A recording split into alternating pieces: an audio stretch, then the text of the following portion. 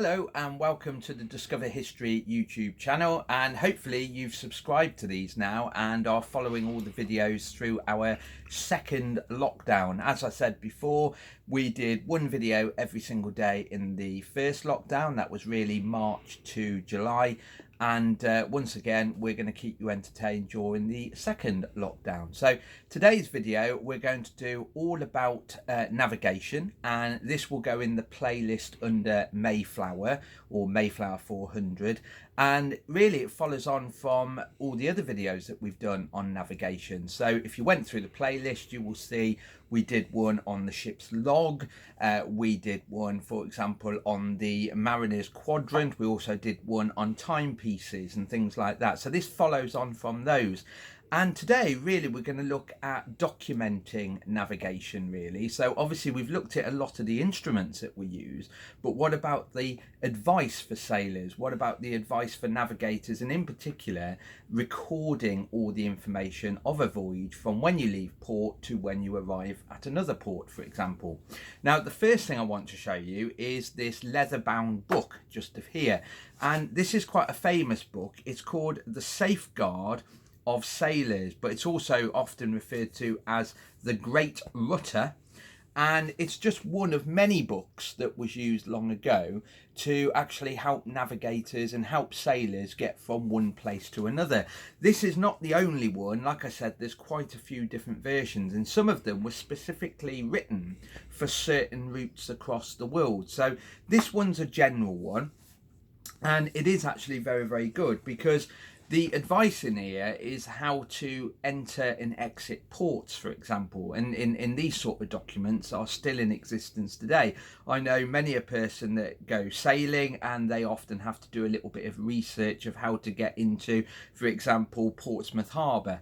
And as you can see, these books are absolutely vital to someone navigating. And it's quite odd, because most of the advice is what to look for on the land or the landward side, and that's quite important, because when you're at sea you're really having to concentrate on using all those navigation devices, whereas when you are wandering or sailing along the coastline, it's advisable to look at the land, and the land will actually give you a lot of navigation clues, basically. So as you can see from here, this is showing church spires and church towers. So if you're entering, for example, a specific port, and you know there are two very tall spires on the land, followed by a church tower and then another spire, it's little things like that that will aid the navigator or the sailor when he looks to the landward side to make sure he's actually going into the correct port, for example.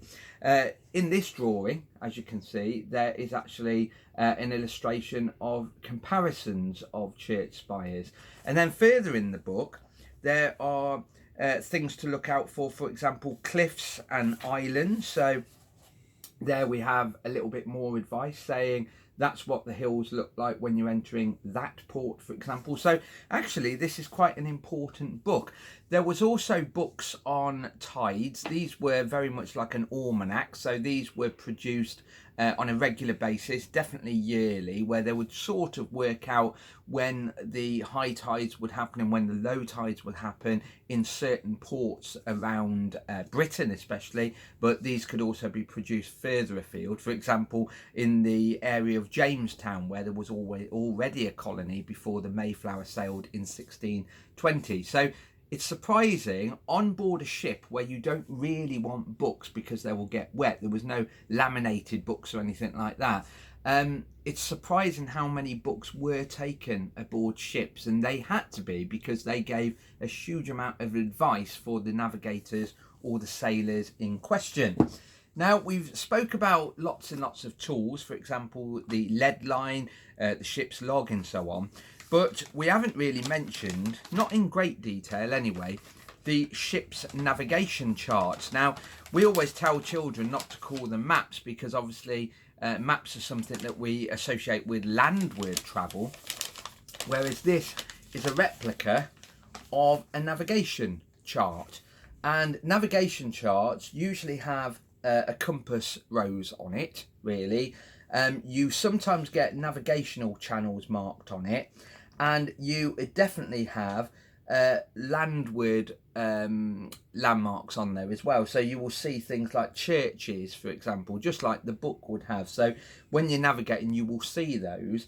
You may also have depths marked on there, not always, and these often change anyway. That's one of the reasons why you need up-to-date navigational charts. Most of them are online now. Most of them are via things like a Garmin computerized piece of equipment. But these chart depth gauges are very important, especially for the navigator using a lead line, for example, because it will really confirm if they're in the right sort of place. You will also notice on here, I'll just roll it up a little bit, they've marked things like sandbanks and things such as mud banks, and obviously these change over time as well, but these are important for navigators, because what a navigator would do, or a sailor would do, is when you bring up your lead line, and famously look back in the playlist, these had an indentation underneath full of animal fat, lard, and they could take a sounding but also a sample from the seabed. So is it got crushed shell, is it shingle? And as I said, those banks, sandbanks, mud banks and so on are actually marked, so it all helps the navigator. So in an age where there is no laminating, and you don't want books and maps and charts and things like that getting wet, it's surprising, as I said before, it's surprising how much paper books and charts that ships actually take, and obviously they had to be really, really well looked after, and that's why you wouldn't see these things on the deck. These would be kept in the captain's cabin, and inside the captain's cabin would be a table, and he would constantly write down and draw up where they actually are from what the navigators have told the captain. And what you have to remember is you have a thing that is used on the deck called the traversing board, and you will see that in a previous video. So as they're taking these depth readings and so on, that would all be recorded on the traversing board. It brought into the ship's captain, into the captain's cabin, for example, and then extra consultation will be made, and then it would be recorded. And that brings us on to the next thing. How do you record where you are when you're at sea? Once your navigators have given you all that information, how do you record it? Well, there was a ship's log, not to be confused with the ship's reel or the ship's log line, sometimes referred to as the log as well, but you do have literally a ship's log, and it's nothing to do with Star Trek. It is a book stating the date, the time, the distance covered, the speed covered, that sort of thing. So you would record absolutely everything. And they also recorded punishments of the crew, sickness on board, deaths, and in the case of the Mayflower, they also recorded births, because there was a birth on the Mayflower. More people arrived than what originally left, shall we say. They did have a fatality as well. But then you need a number of things to record with, especially when it comes to plotting the route. So we have here a standard ruler made of wood. This is a replica one from the Mary Rose. So these were standard, you would have those, and rulers have been around for a very, very long time. We also have a set of these, which are not very different from the modern ones. These were sometimes made of metal, and other times these were made out of bone. For example, there's some fine bone ones, even wooden ones, but fine bone ones found on the Mary Rose, and these are ideal for checking measurements. So if you went to a scale on a map, for example, and you place that on, for example, a nautical mile, then all you need to do is obviously walk the thing over your chart, working out how many miles or how many days it would take to go from there to there, depending on weather, and obviously depending on things like the wind, for example. Obviously these are all sailing ships at this time, so very important. And these sort of things, calipers, are still used today, really, even in an age where people have all the satellites to navigate them from A to B. But then when it came to writing things down, in marking things down, then you would require the following items. So here we have an ink pot or an inkwell, and this is obviously with a stopper in the top. This is actually made out of leather and tarred on the inside, and this is obviously very important. It's not going to spill all over your map, or shall we say chart. I keep using the word map, should say chart. Or it's not going to be completely emptied, so you've got no ink left. So this is an ideal one to have on a ship. It can be hung up so it swings away and then brought down, held in the hand when you're actually doing the recording. So that's your ink. And obviously ink was usually made from oak galls mixed with things like gum arabic. You can actually make a very simple ink using soot, but the best ones are literally made out of oak galls and gum arabic. It gives you an actual brown coloured ink, and unlike modern inks, for example, it actually gets slightly darker over age. People often think it will fade. Actually, it gets slightly darker, but it gives you a brownish type of ink, really.